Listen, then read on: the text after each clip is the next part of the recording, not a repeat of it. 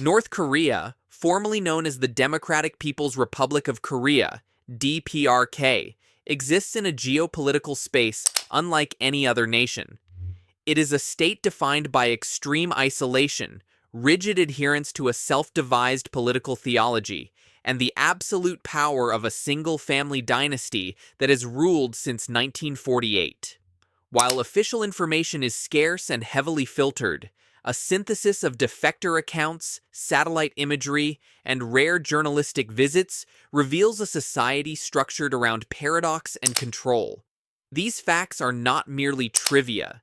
They are key insights into how the Kim regime maintains power, manipulates history, and manages the day-to-day lives of its approximately 26 million citizens. By exploring these 12 amazing and often unsettling realities, we gain a crucial understanding of the world's most secretive state.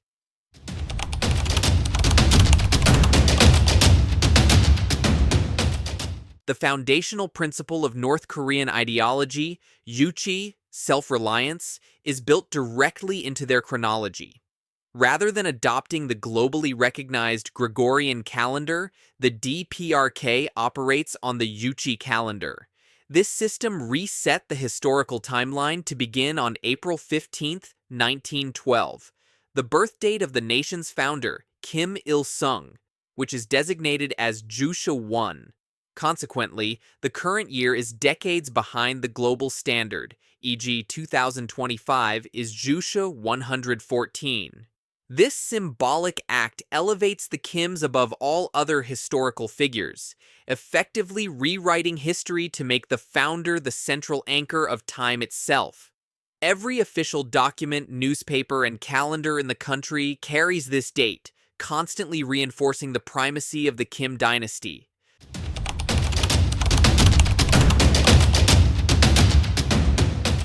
The reverence for Kim Il-sung transcends death, making North Korea a functioning necrocracy, a government ruled by the deceased. Despite passing away in 1994, Kim Il-sung holds the constitutional title of Eternal President of the Republic. His mausoleum, the Kumsusan Palace of the Sun, is a gigantic, highly protected complex, where his embalmed body lies in state, serving as the ultimate national shrine. This arrangement ensures that Kim Jong-il and the current leader, Kim Jong-un, technically serve as leaders of the party and military, fulfilling the will of the eternal head of state. This structure provides an unchallengeable legitimacy to the ruling family, as they are merely carrying out the wishes of the eternal revolutionary leader.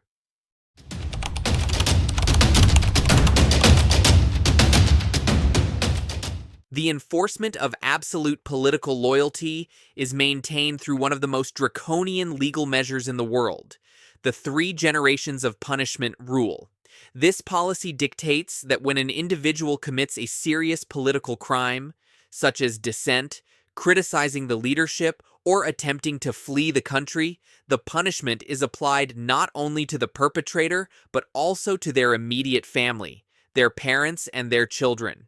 These innocent relatives are sent to political prison camps, Kwanliso, for life. The goal is the complete eradication of the tainted bloodline over 3 generations, ensuring that fear of condemning one's entire family serves as the ultimate deterrent against any form of disloyalty.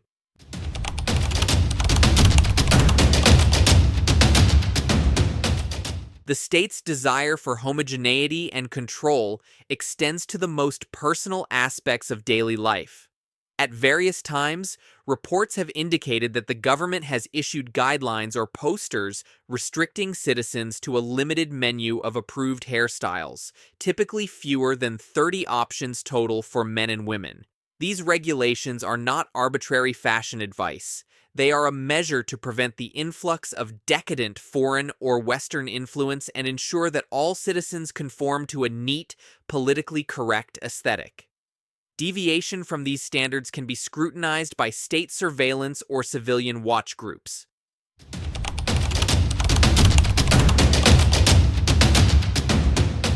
While the global community relies on the World Wide Web, the vast majority of North Koreans are connected to a completely isolated domestic intranet called Kwangmyong, or the Bright Star Network. This is a closed digital ecosystem containing only approved state-run websites, educational resources, state-controlled news, and a basic email service. Access to the global internet is a privilege reserved for a select, heavily monitored few, primarily high-ranking government officials, researchers, and technical staff in key departments. This digital wall is crucial to preventing the dissemination of independent information, foreign media, or any ideas that might undermine the ruling ideology.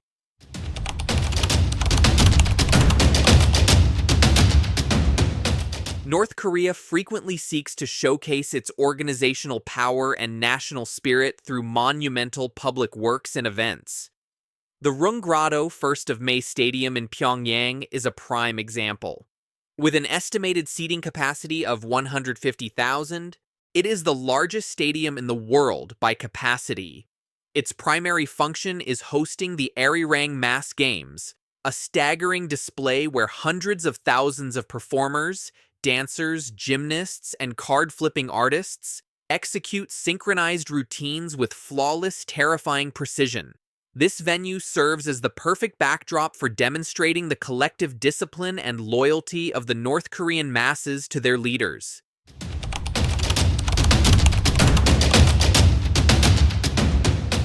Visible for miles around, the Ryugyong Hotel dominates the Pyongyang skyline. This 105-story pyramid-shaped concrete tower began construction in 1987 with the intent of becoming the world's tallest hotel. However, due to the collapse of the Soviet Union and resulting economic hardship, construction was halted for 16 years, leaving a bare, colossal skeleton that earned it the ominous nickname, the Hotel of Doom. Although it has since received a spectacular glass exterior, the building remains largely empty and unopened, standing as a stark, paradoxical monument to grand, unfinished ambition in a country struggling with poverty.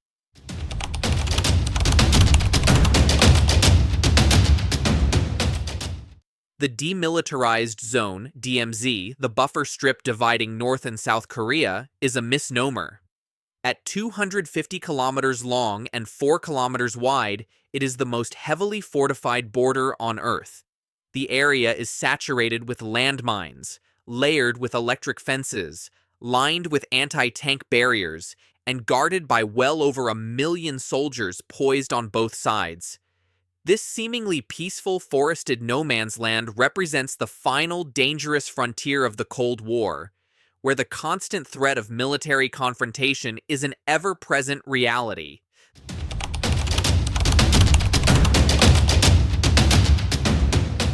The nation operates under the Songun, military first, policy, which dictates that military affairs take precedence over all others.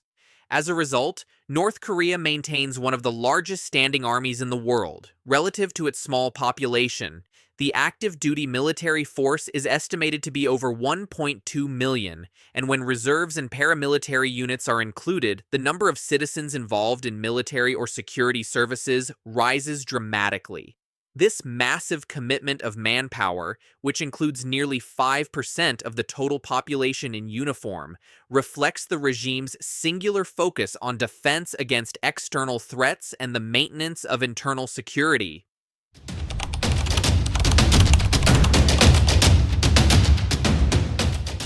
A curious historical anecdote involves the unpaid debt to Sweden. In 1974, North Korea placed a large order for over 1,000 Volvo 144 sedans from the Swedish automaker, promising to pay later. The sedans were shipped and put into service, often operating as Pyongyang taxis.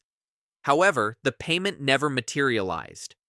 To this day, the Swedish government still sends North Korea an annual invoice for the debt, which, with interest, has compounded into the tens of millions of dollars, making it one of the largest outstanding national debts owed to Sweden.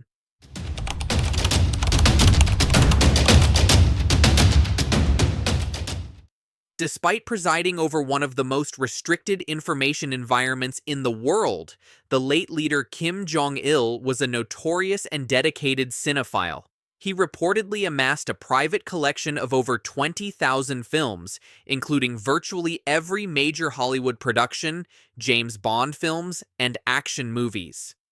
His fascination with cinema was so profound that he is credited with writing a detailed book on film theory, and even ordered the kidnapping of a South Korean director and his actress wife to boost the DPRK's domestic film industry. This lavish cinematic obsession starkly contrasts with the widespread hardship and famine suffered by his populace.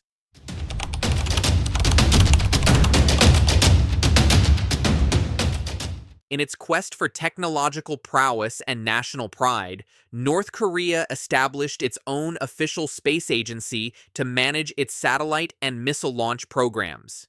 The name chosen for this organization is the National Aerospace Development Administration, abbreviated as NADA. For those who understand Spanish, the irony is clear. NADA is the Spanish word for nothing. Whether this was an intentional statement or a simple oversight, it offers a peculiar and often cited piece of trivia regarding the state's ambitious yet frequently troubled aerospace program.